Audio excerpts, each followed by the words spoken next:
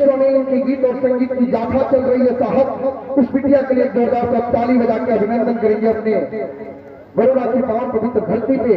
और साथ ही साथ भोजपुरी फिल्म अभिनेता, सह गायक और बहुत ही खूबसूरत कंपोजर के मतलब समझ में आवेला, बहुत ही खूबसूरत म्यूजिक डायरेक्टर परम आदरणीय बड़े भाई, भोजपुरी के आन बान शान, देसिया अंदाज, मोछ के बहार, पूरे भारत वर्ष में एक ऐसी आवाज आदरणीय बड़े भाई बीरज चौहान के लिए जोरदार ताली बजाकर स्वागत करेंगे।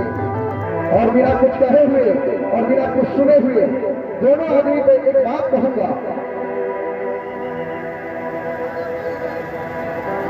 बड़े पारी गाइड जा, बाकी दोनों आदमी के एक के साथ हम बोलेंगे क्या है कि रंग की रंगशाला हुआ, रंग की रंगशाला हुआ, अभिनय की पाठशाला हुआ, रंग की रंगशाला हुआ, अभिनय की पाठशाला हुआ, भोजपुरी गीत और संगीत की सदाबहार हुआ, इसीलिए तो पूरे विश्व में स्टार हुआ, पूरे विश्व में स्टार हुआ।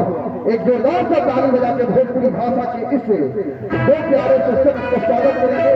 और इस मंच पर मैं आदर पूर्वक बड़े भाई विजय चौहान जी को बैठाऊंगा और शिल्पी राज जी जो पूरे भारत वर्ष में की गीत और संगीत की ज्वाला बरसती है, तो इनसे मैं गीत और संगीत के लिए आमंत्रित करूंगा। साथ ही साथ बाप को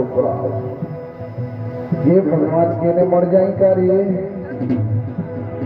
आई मेरी बहन जो प्यार और मोहब्बत से बड़ी छोटे से परिवार से निकल के आज अपने नाम और अपने सम्मान और अपने जिले, अपने देश और अपने बिहार के लिए नाम को गौरवान्वित किया, उस शिल्पी राज के हाथों से ही से मंच की गीत और संगीत की सदाबहार की सैलाबी दौर में चलेंगे। आइए एक बार फिर तक पुनः दोनों हाथें खोलते हुए जोरदार का ताली बजाते और अभिनंदन करेंगे शिल्पी राज जी को।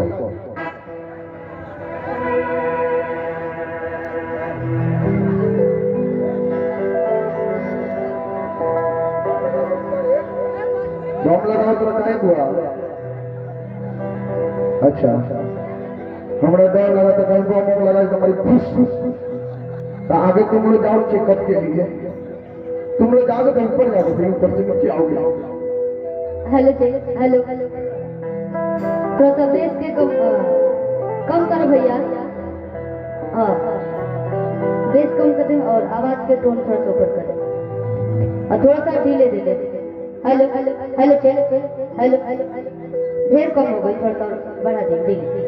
हेलो हेलो हेलो हेलो अब बेस के थोड़ा सा दे दे, थोड़ा सा hello hello hello hello hello और आई आप लोग बहुत देर से बेसब्री से इंतजार करते हैं। शिल्पी राज के सादर प्रणाम बा और हम चाहते कि आप लोग दोनों हाथों का आशीर्वाद देते भैया।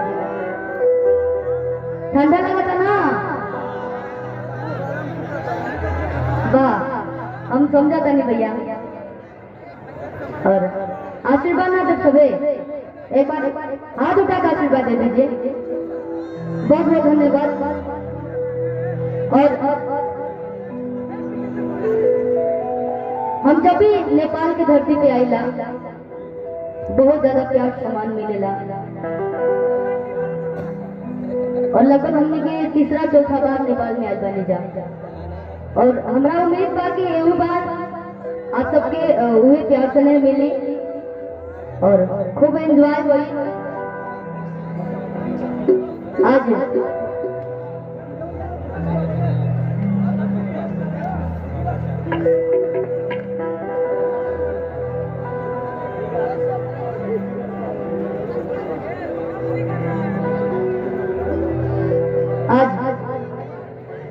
विजयदशमी के शुभ अवसर पे हमने के आमंत्रित कर गई तमाम कलाकार आज बने और हमारे गुरु तुल्य विजय चौहान जी भी आए हैं और मिठू मार्शल भैया जी, सरिता दीदी आई हैं। आप लोग दुलार स्नेह देने बड़ा अस्थिर होके आप लोग सुनने भावपूर्वक और हमने के बीच में एक बहुत ही उम्दा कलाकार जो कि जब से हम शुरुआत करते रहने छोटा छोटा मंच पे भैया, एक बार मुरली भैया सामने आ जाइए तो क्या बात है भैया के लिए एक बार जोरदार ताली बजा दीजिए भैया। ये बहुत सीनियर कलाकार हैं और हम इनसे बहुत कुछ सीखे हैं।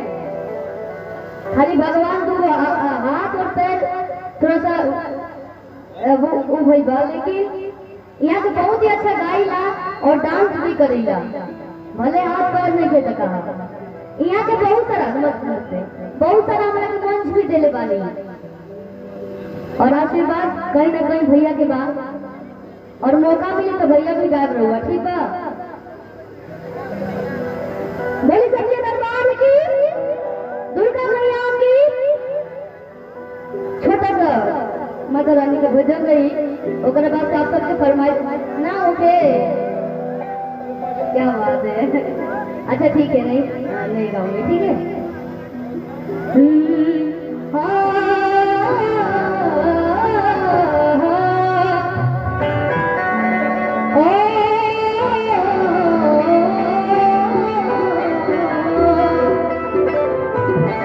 दिल्ली से चल के बहुत ही अच्छा म्यूजिशियन टीम आई बाटे, भैया के प्रणाम बा।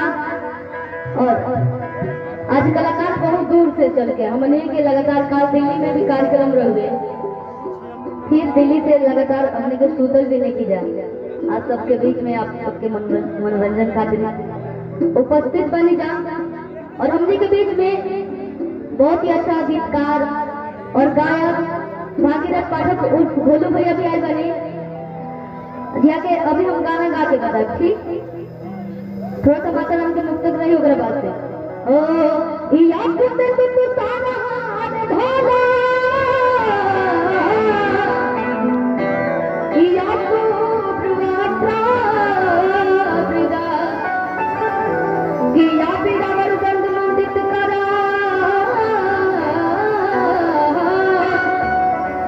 या से तू पद्मा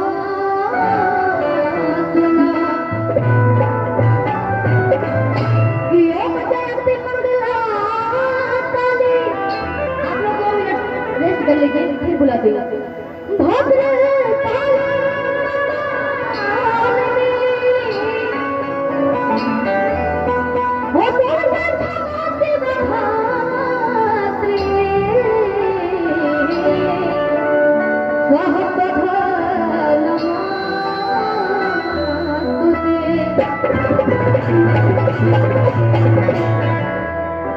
बेंजू के थोड़ा सा लेवल बढ़ा दे भैया, थोड़ा सा दो बता।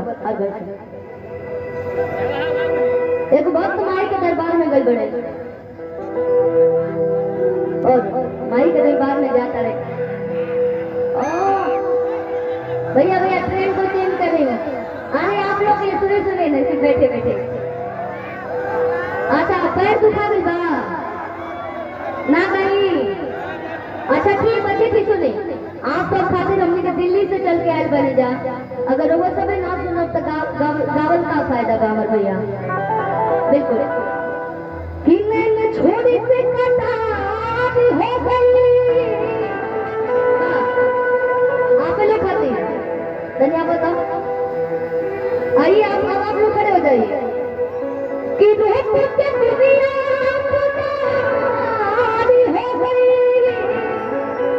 भैया बा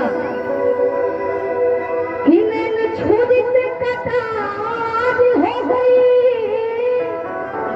और रूप के दुनिया पुजार हो गई, और केहू न जाने जब आंख बंद जाता, और बुझी हम के दिल के बीमारी हो गई। गिया गिया लगवलो तू ही पानी गिराई के दी, ये गाना के सुन ले बाहर जाएगा। गिया गिया लगवलो तू ही पानी गिराई के दी, आज तू ही दिला दर्दिया सब बोला, अरे दवाई के दी। गीत क्या बोला भोलू भाई लिखे बनी, यहाँ के गीत बढ़े रहे। एक बार भोलू भाई सामने आइए तो वाह हम जानत नहीं हो कि रोज सब क्या अच्छा ना लगे, लेकिन माता जी हमारा के माफ करो। ये भागीरथ पाठक उठो भोलो भैया का प्यार से भोलो भैया करने लगातार हमने के 15-16 से भैया के बीच में भैया के गीत गावत नहीं, गौरी गीत के लिए नहीं कि 24 घंटा भूखत में अरे अम्मा जी हम रहना अरे मोटल जुग के कन्या अरे अतना ताकत कहना कि ससुर भसुर के सोझा पर जाने हम कहे कहे पर्दा पर्दा होता है, सॉरी बोला लो, पर्दा कर लो, दुपट्टा ओढ़ा व्यक्तिगत होकर रौनक सीखा लो। हे लोग दू जन का डिजाइन में बनल बा, चला तो हम लोग के माफ बा, ओके तारो डिजाइन बनल बा, ये दुपट्टा भुला गल गड़ी। आहा कि ससुर भसुर के सोझा पर जाने हम लुकाए काहे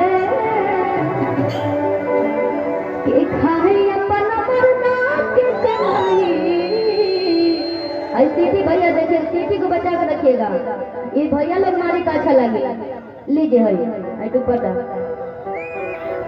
कि खाए अपन मरना के कमाई अरे लजाए काहे कहतरी कि 24 घंटा भूखत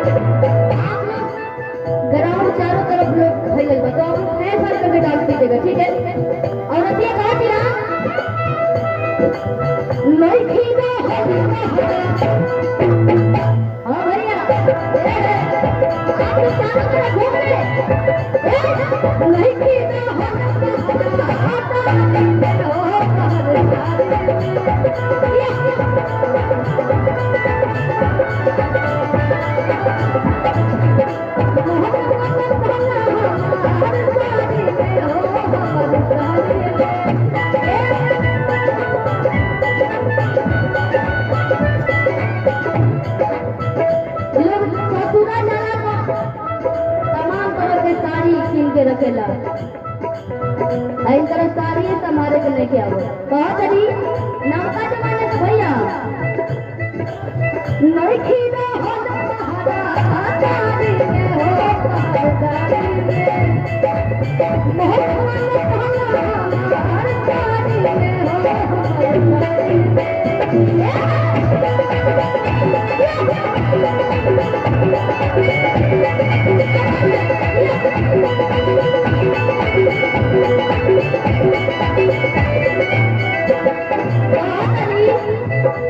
कि घर भर के खाना पानी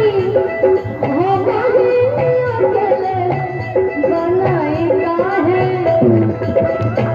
बताई घर में इतना लोग भरल बा अकेले बनाओ बनाओ थक हो जाई कि घर भर के खाना पानी ऐसा बोले भरल को कि घर भर के खाना पानी कि हम अकेले बनाए काहे अपना Thank